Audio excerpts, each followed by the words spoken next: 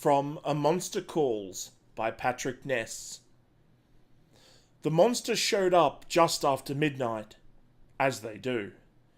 Connor was awake when it came.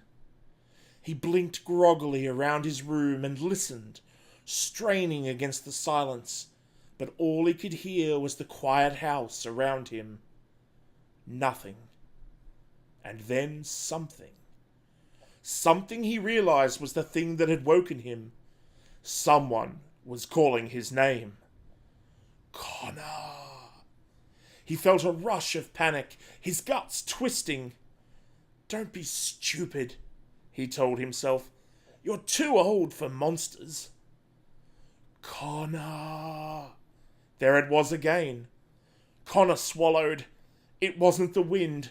It was definitely a voice, but not one he recognized. Wide awake now, he pushed back the covers, got out of bed, and went over to the window. In the pale half-light of the moon, Connor could see the great yew tree that rose from the center of the graveyard.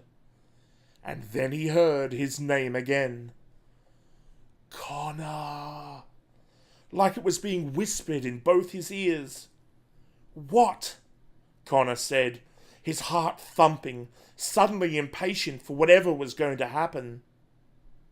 The moon was now shining brightly on the yew tree, which now stood firmly in the middle of his back garden. As Connor watched, the uppermost branches of the tree gathered themselves into a great and terrible face, shimmering into a mouth and nose and even eyes peering back at him.